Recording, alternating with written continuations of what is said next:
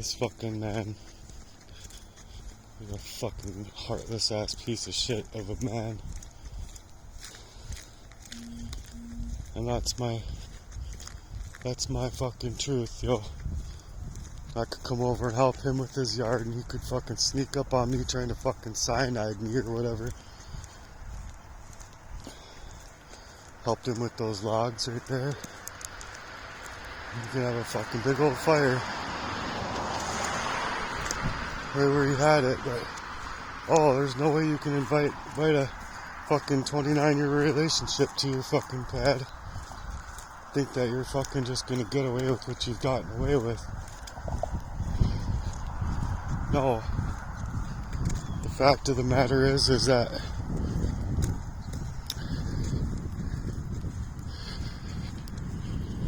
I feel like he's moved on my life in so many aspects now that it's very questionable to me how he could even move in this fashion with a friend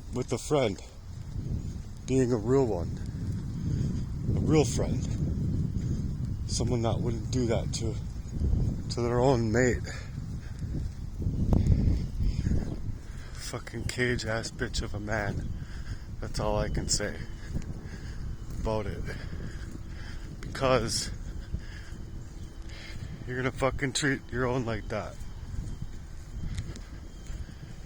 Moving all the way and getting through everything that I've had to get through.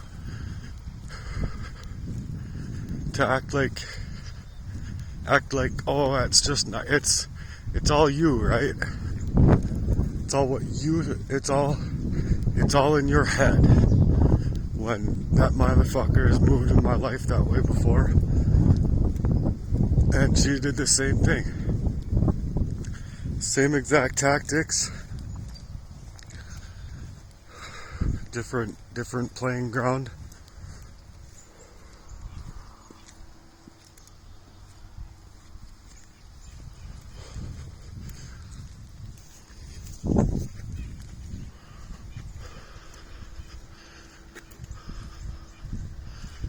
Anyway, I just don't feel like it's right because it was word salad. What's going on with me right now is that same word salad.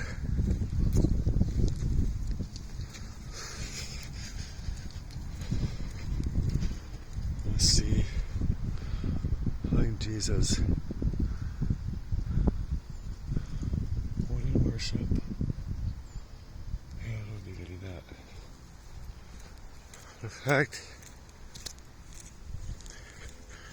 The fact that I'm bringing it up, I think is just angering people that have loyalties bought or earned or whatever for the favor of this man to move in my life this way. Because I've worked tirelessly to get to where I'm at in life. And the word salad is that, someone would place animals or rather it was just that there was animals living in the attic for long enough where it would feed a snake, a sizable snake, to eat a human being and to suffocate, to wrap and suffocate a human being so that it doesn't look like it is somebody else's actions against you, when rather it is, and it has always been. And so when a person says those things, and it's multiple, it's not just the story, it's many other things that have already transpired in my life. So it's just to tell me that this is the case of a snake, a big one, it sounds like, slithering in my attic that I think is now hungry and looking for food. Well, I was woken up this morning And it was as if God was calling me awake, saying to be awake, be alert, to get 10 toes in on this right now. No, you don't get to go back to sleep right now. I'm like, okay, I don't get it, but I try and listen to the Lord and listen for the Lord, feel for the Lord and what my circumstances are, no matter what they are.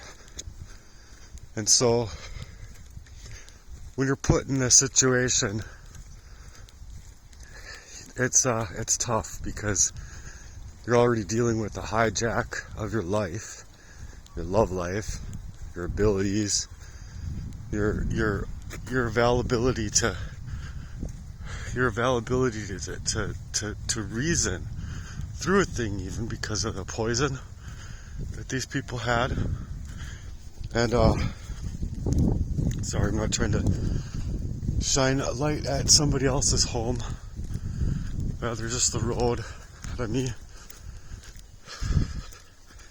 And the fact of the matter is that the way that these people have treated me in the first place was to suggest that they need me out, down and out. And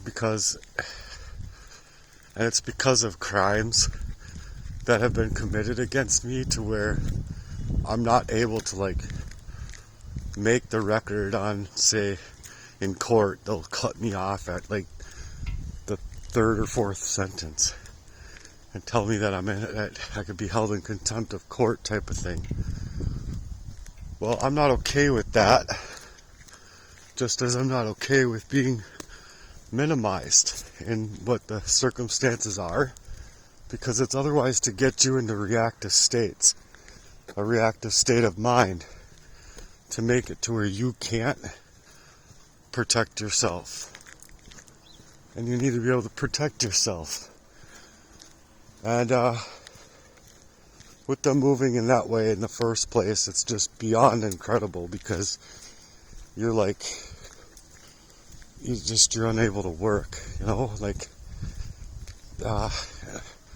it's like my old brother, for an example, getting mad at me that I didn't make it to a situation where people were all here. Well, I didn't know that was happening until that day of. And I was so tired and sick with grief, with all of the stuff that I'd gone through, that I urged for people to understand and be understanding. And I was saying, well, you guys could come here, and no one was saying anything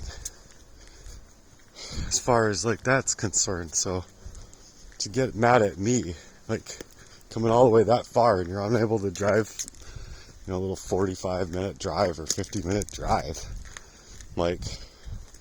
okay, to each their own. But I'm trying to figure this out on my own because of the circumstances of finances have been just obliterated from me. So what I did here before leaving is I was recording just to hear that sound, because it sounds like the swathing,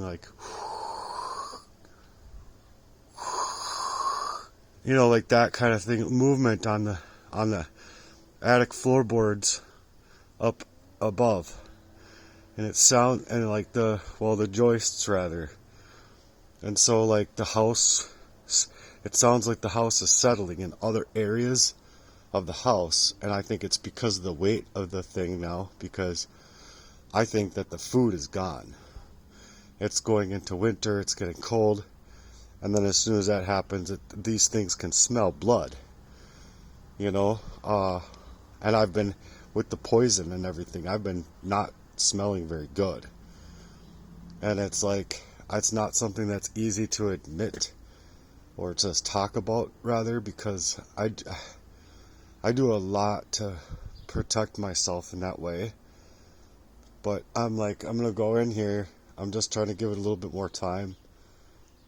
To hopefully catch that sound. I really wish that I could get help in this to where I wasn't dealing with this alone. And when I bring this stuff up to family, for an example, it's like they're deflecting and minimizing the circumstances if I'm just psychotic or whatever. It's like, dude, these things happen to people. And for you to fucking even take it to that level of like, oh, I don't have right to feel like this is happening when I was just moved out here this far, and like I wasn't really given another option because I'm like, please, like can you give me one more month to look for a different house, like please, because I was just starting to scratch the surface of the memories that I was having after being poisoned. And it was really, really hard because it was otherwise to suggest by this man that he wanted me in a reactive state of mind, because it was just right up in person. And like, if you don't have, like, I'm not recording when it happened. So it's like, okay, so I'm like dumping out my pop, or, you know, trying to move around the facts as if,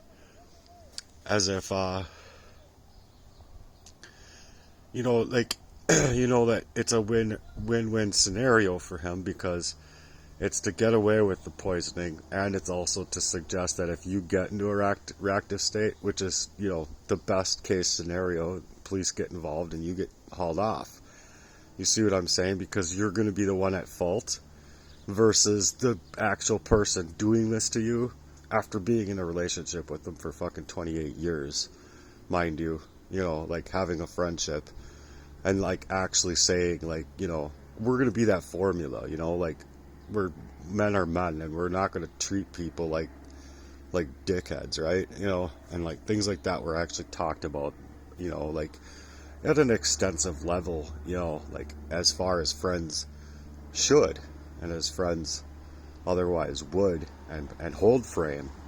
But see, he was not able to be in that fire with me, and instead he's actually creating that fire. And on top of it, I think there's other snakes in the grass here as far as that's concerned, because look, no one can leave a person in that kind of blight and suggest that they love you, and then all of a sudden tell you that their love is limited for you in this, because that is not unconditional love. That is not the love that was taught to us in the Bible or in the sound doctrine of the King James. So when someone's minimizing you as something you have going on that's that monstrous, yeah, these people need you removed just as well as that friend does. Because it's to say, it's what I'm suggesting it's about is my growing up and my going into the room where things were happening that shouldn't be happening. And it's like, look, those things aren't your fault. Those things are wholeheartedly the fault of someone that would do that to you in the first place. Like, evil begets evil here, yo. And if you're not willing to do the work, and you're the one that's siding with that evil, then you should be scared. Because that is you choosing to stay on the side of evil instead of being pertaining to good. In a situation like this, oh, let's just leave him with no availability to his own resources. Let's wash him out of himself, like ability to even reason through things with the poison of arsenic, on top of all the other things that the world is doing these days. It's enough for me to be concerned about, to where my goal and my hope was to create a movement and a mission for charity that is just beyond what anybody else is doing out here. And I know it is, because I've been working and reading and looking into all of them for many years. Many years.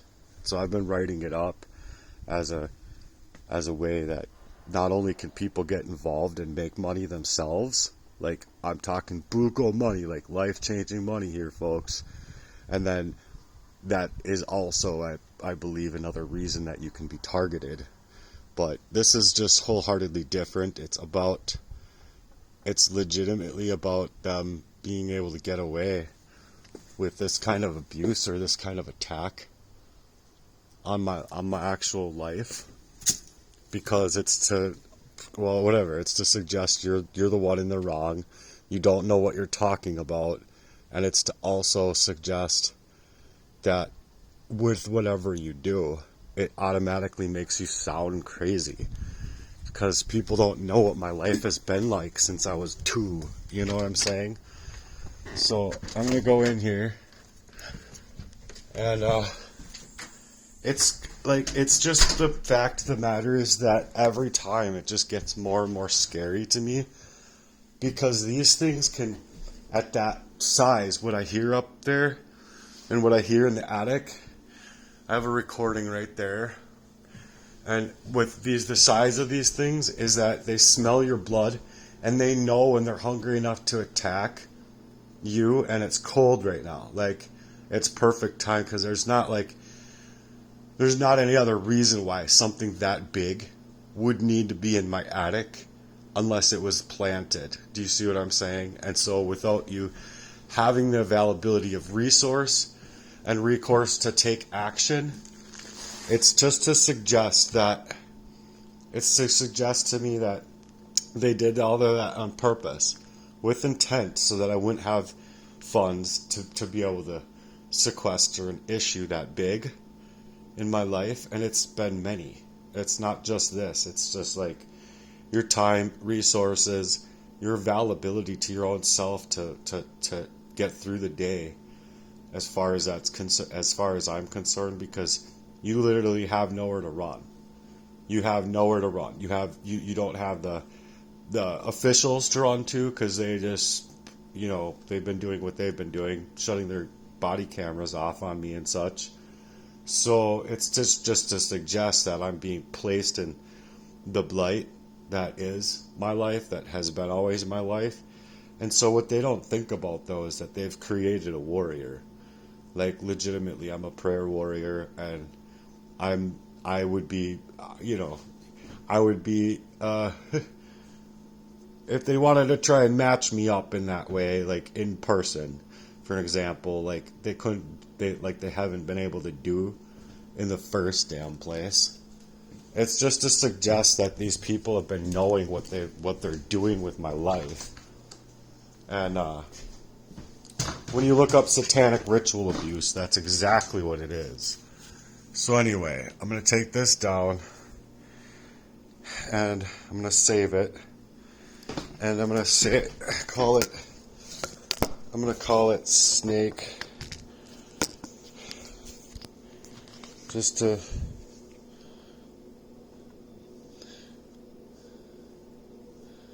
Snake Attic or whatever, because it's it's hard to go through this on your own, and when everyone else is like just rather not just shying away from the situation, they're actually enforcing the thing, what's happening.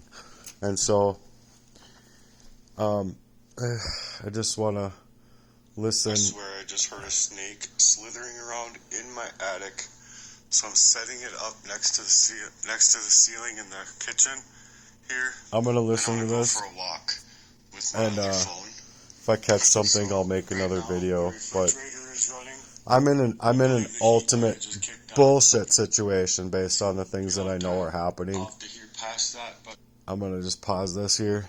I'm in a bullshit situation based on this stuff happening, because how do you get out of that kind of situation, and how do you get away from abuse when it's so long standing that you are actually in a resolve for your love life, you're in a resolve for your finances, you're in a resolve for your energy, you're in a resolve to get rid of parasites, you're in a resolve for your health, and you're in crises because people aren't willing to actually look at what it is that it's true, it's just you being crazy, you see?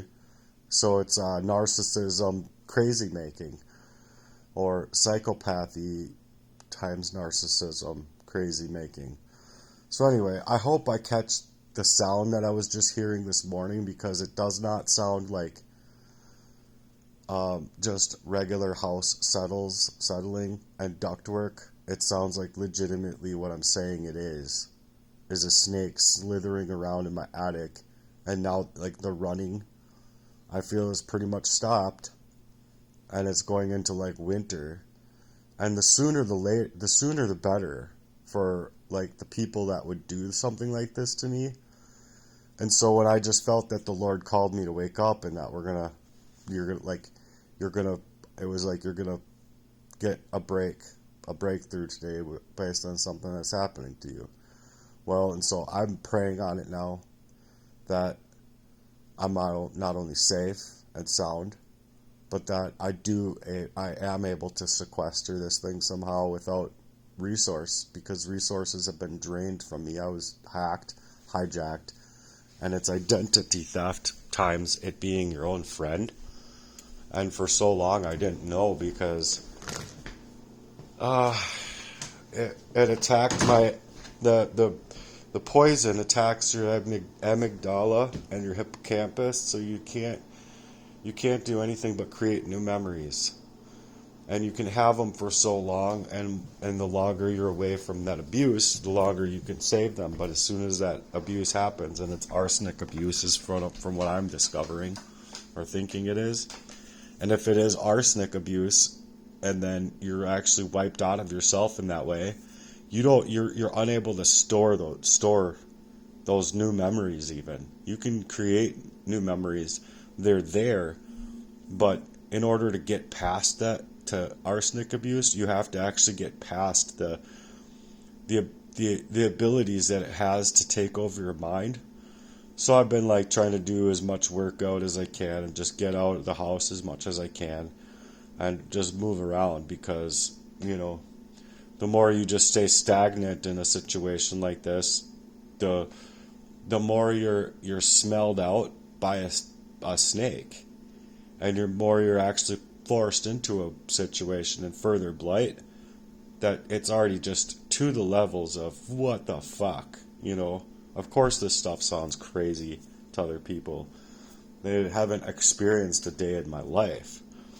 And so I'm going to listen to this, and then I'll make another video if I have to, or what have you. But I'm just like, I'm at my wit's ends with it, because there's more demons in the fire than I realize, because it's like, who can be who trying to suggest that they have any availability to help out a guy or to love a guy, just leaving them in that kind of place. And like I was saying earlier on the road there, it's like my brother coming up to the state here and saying that, like, getting mad at me for not showing up, and highly, I think, knowing that I wouldn't have been able to show up, because it's like I was just working into that next day. And that's when I find out, like, on my way home, like, I can't fucking do this, is what I thought. I'm just so fucking drawn up. And that's what it does. It just draws you up. Anyway. Hopefully I get some help in this.